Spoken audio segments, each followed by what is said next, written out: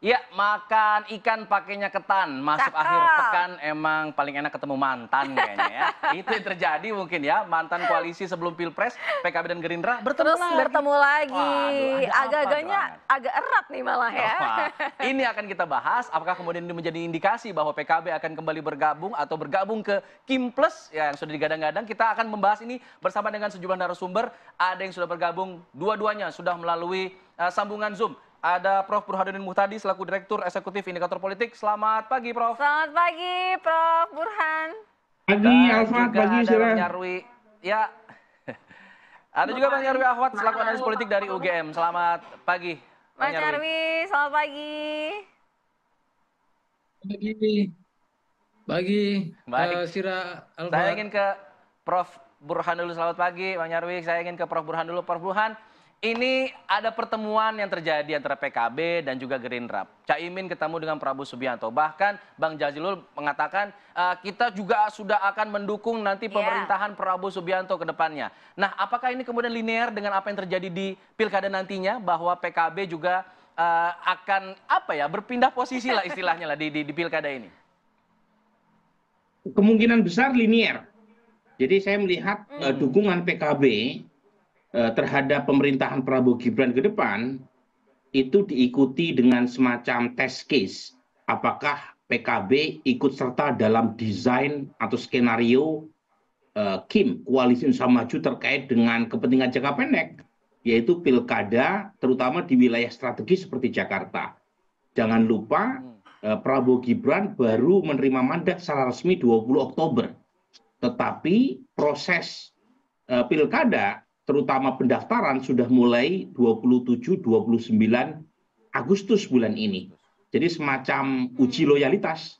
Kalau misalnya PKB dianggap serius untuk mendukung pemerintahan Prabowo Gibran, kemungkinan keseriusan itu diuji melalui keikutsertaan dalam desain yang dirancang oleh Kim di pilkada. Tapi Prof. Burhan begini, kira-kira apa yang menjadi hitung-hitungannya PKB itu akhirnya memilih untuk bergabung dengan Kim Plus? Saya kira banyak ya yang menjadi pertimbangan PKB ya. Pertama, PKB tidak pernah berada di luar kekuasaan. Jadi sejak awal PKB berdiri sampai sekarang, PKB selalu menjadi bagian dari pemenang. Meskipun tidak selalu calon yang didukung oleh PKB menang. Memang sebelumnya PKB selalu ikut rombongan capres yang menang. Kecuali tahun 2004 ketika Gus Dur tidak maju dalam Pilpres. Karena menurut KPU tidak lolos tes kesehatan. Tetapi itu pun PKB ikut bergabung dengan pemerintahan hasil Pilpres yang menang, Pak SBY saat itu. Nah yang kedua, saya mengaitkan dengan kondisi internal PKB. Kita tahu ya, PKB sedang panas dingin hubungannya dengan PBNU. Dan dalam waktu dekat, sekitar akhir bulan ini, PKB menggelar muktamar di Bali terkait dengan pergantian kepengurusan. Nah, ada semacam kebutuhan pragmatis dari internal partai-partai untuk mendapatkan dukungan dari pemerintah, termasuk dengan cara mendukung pemerintahan yang akan datang, agar proses transisi kepemimpinan berlangsung mulus. Ya. Dan yang terakhir tentu ya berkaitan dengan minimnya insentif elektoral sebagai partai oposisi. Jadi sulit buat partai oposisi kita untuk mendapatkan dukungan secara elektoral dalam konteks seperti sekarang. Ya, multi partai dengan high district magnitude. Plus yang terakhir, selain insentif elektoral yang minim, insentif finansial juga berat. Dan itu yang menjelaskan salah satunya PKS yang sepertinya turut juga masuk dalam agenda ke depan, meskipun belum tentu ya di tingkat nasional, tetapi di tingkat pilkada terutama di wilayah strategis seperti Jakarta, PKS sepertinya juga masuk dalam skenario. Baik, saya ingin ke Bang Nyarwi. Bang Nyarwi, tadi ada disebut juga sama Prof. Burhan soal insentif elektoral. Kalau kita bicara masalah elektoral di Pilpres kemarin dan juga Pileg kemarin, PKB sebenarnya mendapatkan suara cukup banyak loh ketika mereka memposisikan diri di berseberangan dengan kubu pemerintahan begitu. Nah, apakah ini bisa dihitung juga atau sebagai gamblingnya mereka begitu? Padahal mereka sudah mendapatkan suara yang cukup banyak di luar posisi pemerintahan. dan sekarang bergabung lagi ke posisi pemerintahan? Saya kira begini ya, politik yang berlangsung dalam pileg pilpres kemarin itu berbeda ya dimensinya dengan saat ini. Kalau dikatakan misalnya kemarin misalnya mendapatkan banyak, saya kira pileg PKB itu tidak hanya di pemilu Ira dan Alfat ya. Yang saya kira tadi saya setuju dengan apa yang disampaikan Prof. Burhan ya. Ada kebutuhan mendesak itu satu. Yang saya kira di tengah kondisi internal PKB gitu saat ini yang saat ini relasinya dengan PBNU itu dinamikanya sangat fluktuatif gitu, banyak berbagai isu yang didorong gitu misalnya oleh PBNU untuk menggoyang Caimin misalnya dan juga mempertanyakan relasi PKB dengan NU. Saya kira PKB membutuhkan dialog ya dengan Prabowo sebagai presiden terpilih yang nanti akan dilantik. Dan itu saya kira dukungan itu sangat besar. Tetapi begini, ditanyakan oleh Caimin, oleh Gus Jazilul, tidak ada kaitannya dengan pilkada dan lain-lain. Tapi saya kira ini juga terkait ya, karena ada 5 poin yang salah satunya itu saya kira ada komitmen untuk merancang juga kebijakan PKB itu juga. Baik. Mas Nyarwi, nanti kita akan bahas ya mengenai kaitannya ada 5 poin dalam Pilkada Jakarta juga, karena kita harus memperbaiki komunikasi dengan Mas Nyarwi, sinyal agak sedikit terputus-putus. Kita akan lanjutkan nanti usai jeda, pemirsa tetaplah bersama kami. Kita lanjutkan dialog, saya ingin menyambung apa yang sempat disampaikan Mas Nyarwi tadi. Kalau kaitannya dengan jangka pendek yaitu Pilkada Jakarta, apa saja sebenarnya yang bisa terbaca saat ini Mas Nyarwi? Saya kira pertemuan Prabowo dengan Caimin ini punya banyak implikasi ya. Salah satu kemungkinannya adalah termasuk dalam konteks Pilkada Jakarta.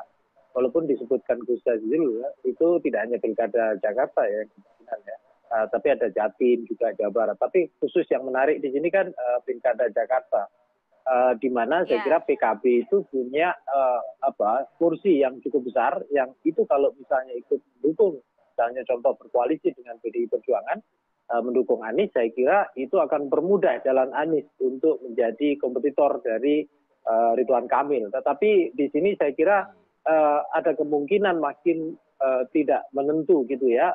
Artinya peluang Anies Baswedan gitu untuk berlayar dalam Pilkada Jakarta salah satunya saya kira itu makin sulit ketika misalnya termasuk PKB itu nantinya masuk dalam barisan Koalisi Indonesia Maju. Apalagi misalnya PKS gitu menerima pinangan dari Koalisi Indonesia Maju dengan mendapatkan peluang untuk tiket calon wakil gubernur. Itu kira-kira Alfat. Baik, saya ingin ke Prof. Burhan. Prof, Caimin sempat mengatakan ini kita tidak hanya bahas soal PKD, kita bahasnya soal negara. Apakah ini artinya mengimplikasikan bahwa ada deal-dealan di tingkat yang lebih tinggi misalnya, seperti kompensasi mendapatkan menteri atau apa, mungkin seperti apa bacaan dari Prof. Burhan? Iya, siapapun politisi selalu punya justifikasi ya untuk menjalin koalisi, mereka mencari semacam titik temu di tingkat normatif yang lebih besar. Dan itu wajar, tetapi siapapun pasti juga akan sepakat titik temu atau tantangan politik kebangsaan yang menjadi semacam pintu masuk buat koalisi. Yang tidak sepakat adalah tataran detail kerjasamanya. Jadi namanya kesepakatan di tingkat normatif kan siapapun termasuk yang berada di luar pemerintahan pun saya kira sepakat untuk membawa Indonesia lebih baik. Tapi pertanyaannya jalan atau rute menuju ke sana seperti apa? Apakah harus masuk ke dalam pemerintahan dan kompensasi apa yang diterima terkait dengan dukungan PKB terhadap pemerintahan? Saya kira itu yang lebih menjadi titik diskusi antara Pak Prabowo dengan Muhaimin Iskandar. Dan pada titik tertentu itulah glue atau perekat koalisi. Karena koalisi diindikasikan adanya partai yang ins and out, ya, ada yang berada di dalam yang diindikasikan oleh beberapa menteri yang didapatkan oleh partai yang bersangkutan dengan partai yang tidak menitipkan kadernya sama sekali dalam suatu kabinet. Jadi menurut saya perbincangannya lebih pada tataran real semacam itu. Meskipun ketika keluar dari pertemuan, baik Pak Prabowo atau Gus Muhaimin kemungkinan ya akan membawa nama-nama bangsa demi hal-hal yang bersifat normatif itu. Prof. Burhan melihatnya deal-dealan seperti ini akan diikuti partai-partai lainnya tidak? Seperti PKS yang juga kita sudah dengar bahwa akan ada yang merapat gitu ke Kim, salah satunya PKS. Ya kalau Nasdem kemungkinan besar akan ikut rombongan ya. Apalagi Nasdem adalah partai pertama yang mengucapkan selamat setelah KPU menetapkan Prabowo Gibran sebagai pemenang tanggal 20 Maret. Nah untuk PKS, itu saya melihat PKS sendiri dalam posisi menunggu. Bukan sekedar menunggu, tapi proaktif juga mendekati ya. Jangan lupa dalam acara Harlah PKB beberapa waktu lalu, Presiden PKS Syaihu mengatakan kapan kira-kira Gerindra mengajak PKS, jadi bukan hanya Nasdem dan PKB. Itu satu pernyataan eksplisit yang menunjukkan sekali lagi bahwa PKS sudah capek beroposisi selama 10 tahun terakhir. Nah pertanyaannya apakah ajakan itu disambut oleh Gerindra atau tidak, itu masih kita tunggu, tetapi di tingkat pilkada Jakarta sepertinya terjadi semacam titik temu. Ya. Jadi sambutan dari Gerindra terlihat misalnya kalau kita kaitkan dengan perkembangan terakhir, di mana PKS mulai menunjukkan indikasi mundur teratur untuk mendukung Anies Baswedan. Tetapi di tingkat nasional saya kira masih menunggu beberapa tahapan, karena bagaimanapun ada beberapa isu di internal koalisi yang membuat PKS tidak mulus bisa diterima ke dalam koalisi Indonesia Maju. Terutama dari Partai Gelora. Karena Partai Gelora kan dari awal merupakan splinter ya, dari PKS, dan Gelora paling depan membela Prabowo Gibran, dan ada indikasi resistensi yang cukup kuat dari Partai Gelora untuk menerima PKS ke dalam rombongan koalisi Prabowo. Oke. Mas Nyarwi, kalau bicara masalah Kim Plus, memang belum disebutkan ada berapa partai nanti akan bergabung lagi. Tapi dampaknya apa ketika Kim Plus ini terlalu banyak yang masuk, semuanya hampir di sana, praktis hanya menyisakan PDIP misalnya. Kalau kita berandai-andai PKS, Nasdem dan juga PKB masuk ke Kim Plus. Ya, kalau semua partai gitu ya terseret banyak masuk ke gerbong Kim Plus, saya kira ini juga menjadi problem serius ya bagi demokrasi di Indonesia. Maka pertemuan Prabowo Caimin itu juga, dan juga nanti Prabowo dengan tokoh-tokoh partai di luar Kim, saya kira itu menjadi penentu ya sejauh mana kita bisa melihat ini Alfat sama Sira, sejauh mana Pak Prabowo juga punya komitmen dalam ikut menjaga proses kualitas demokrasi khusus di Indonesia, khususnya dalam konteks pilkada. Kalau misalnya memang betul ada komitmen misalnya secara bersama-sama, misalnya contoh pertemuan Caimin dengan Prabowo itu misalnya untuk membangun agenda bersama misalnya dalam pilkada. Nah pertanyaannya apakah itu akan koalisi membangun blok Kim Plus secara maksimal, atau gitu ya Pak Prabowo juga punya komitmen gitu bahwa tidak semuanya dong harus bergabung dalam ke sana, masuk ke sana, tetapi tetap menjamin proses pilkada itu berlangsung bahkan dalam proses kandidasinya itu berlangsung juga secara demokratis, memberikan peluang-peluang juga bagi para tokoh potensial didukung masyarakat gitu untuk punya tiket, bahkan berkompetisi ya. Nah seperti itu, saya kira ini juga bukan hanya ujian bagi Caimin gitu, tadi katakan Prof. Burhan ya, sejauh mana misalnya untuk bergabung ikut mendukung pemerintahan Prabowo Gibran ke depan, tetapi juga ujian bagi Pak Prabowo juga saya kira. Ya, sejauh mana nantinya gitu dalam proses pilkada ke depan itu tetap dalam proses kandidasinya itu ada prinsip-prinsip demokrasi ya, peluang kesetaraan juga untuk terjadinya munculnya pasangan yang didukung oleh koalisi lain, sehingga isu kotak kosong gitu atau munculnya pasangan boneka yang melawan kepala daerah dan wakil kepala daerah yang dorong oleh Kim Plus itu tidak akan menjadi kenyataan. Itu kira-kira Alfat.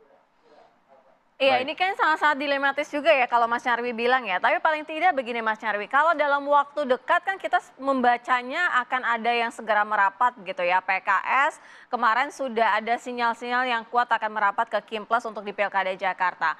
Artinya secara tidak langsung ini tidak akan ada dua koalisi ya yang berbeda begitu. Hanya satu yang besar saja. Nah ini idealnya seperti apa? Ya, idealnya tetap harus ada juga ya calon alternatif di luar gerbong Kimples kan gitu. Entah dari terutama yang nama-nama yang muncul itu kan Anies Baswedan, walaupun di sana belum fix ya siapa misalnya pasangannya. Tapi balik lagi ya, Alfat sama Sira, pilkada itu sesungguhnya sama dengan pilpres juga pileg yang lain. Itu kan tetap saja bahwa yang menominasikan itu partai politik ya, atau gabungan partai politik atau koalisi partai politik. Hanya saja memang kan dalam prosesnya itu kan tetap figur-figur yang diharapkan masyarakat atau publik. Nah, seandainya misalnya Nasdem bergabung, bahkan bukan Nasdem ya, PKB bergabung, kemudian PKS juga di sana. PDIP akan sendirian dan di sana tidak cukup ya jumlah kursi untuk menominasikan. Nah, yang alternatif yang muncul pada akhirnya kan kemudian adalah calon independen, ya kan gitu, atau bahkan mungkin kotak kosong seperti itu. Tapi kalau Jakarta saya kira udah ada calon independen. Nah, pertanyaannya kalau misalnya ada semangat gitu ya dari kelompok-kelompok yang kritis ya terhadap koalisi blok Kimples ini yang terlalu dominan, tidak dianggap atau kritiknya itu kurang menghargai proses demokrasi dalam tahapan kandidasi khususnya. Itu mungkin saja gitu ada semangat untuk mengcounter balik ya istilah untuk bahkan mengalahkan ya pasangan yang didukung oleh Kimples, misalnya Ridwan Kamil dan pasangannya. Dan saya kira itu bukan hal yang bagus. Seandainya menang pun misalnya saya kira juga kemenangan yang kurang maksimal ya capaiannya proses. Jadi saya kira ini juga bagian dari komitmen uji juga komitmen bagi Pak Prabowo gitu. Sejauh mana Pak Prabowo sebagai presiden ke depan itu menjamin bahkan ikut merawat ya mengembangkan proses demokrasi termasuk demokrasi lokal pilkada di Indonesia bukan hanya di Jakarta. Baik. Saya terakhir ke Prof. Burhan. Kalau ini memang tadi disebutkan oleh Mas Nyarwi sebagai ujian komitmen bagi Pak Prabowo Subianto, mungkin nggak kira-kira Pak Prabowo membatasi nih koalisinya dia tidak terlalu besar sehingga ada di lain di luar koalisi jika memang bergabung atau tidak begitu tetap diakomodir ternyata PKB misalnya tapi tidak perlu bergabung. Mungkinkah seperti itu? Nah, ini kalau kita melihat situasi sekarang sepertinya Alfat, itu ada dua titik yang membuat koalisi ke depan menjadi lebih super size atau setidaknya sama super size-nya dengan koalisi Jokowi periode kedua. Pertama adalah kecenderungan partai-partai kita untuk merapat ke dalam kekuasaan. Nah, yang kedua, kecenderungan personality atau pendekatan Pak Prabowo yang lebih merangkul. Kalau pada masa Pak Jokowi terutama periode pertama, itu Pak Jokowi masih menyisakan Gerindra, kemudian PKS, Demokrat berada di luar kekuasaan. Sementara untuk Pak Prabowo itu kecenderungan merangkulnya lebih besar ketimbang Pak Jokowi. Bahkan PDI Perjuangan pun ya menurut saya tak mustahil ikut juga dalam rombongan kekuasaan. Mungkin setelah Pak Jokowi tidak lagi menjabat. Jadi kecenderungan dua titik itu yang menurut saya akan terjadi ke depan. Dan potensinya besar. Nah, saya termasuk orang yang berkali-kali mengingatkan agar pemerintah itu tidak melupakan pentingnya oposisi dengan menyisakan beberapa kekuatan politik untuk tetap komit berada di luar. Itu penting bukan hanya untuk kepentingan demokrasi, tapi juga untuk kepentingan Pak Prabowo sendiri. Jadi kalau misalnya ada partai-partai oposisi yang cukup dikdaya, meskipun secara politik tetap berada di bawah the ruling party, the ruling coalition, maka partai-partai oposisi tadi akan memberikan semacam koreksi kebijakan yang baik untuk perbaikan kebijakan yang diambil oleh Pak Prabowo. Jadi sama-sama baik itu untuk kepentingan demokrasi positif, untuk kepentingan Pak Prabowo positif. Karena Pak Prabowo akan mendapatkan sparring partner yang kuat di parlemen.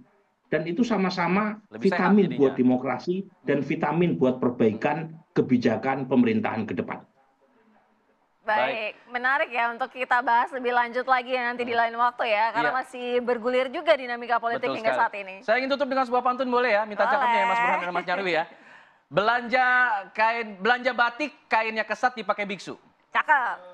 Godaan politik ternyata lebih dahsyat daripada godaan hawa nafsu.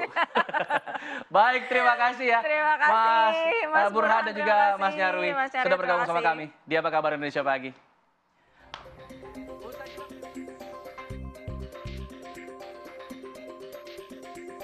Yang akan segera berangkat dari Jakarta menuju ke IKN. Usai jeda kami kembali tetap di sini di Apa Kabar Indonesia Pagi.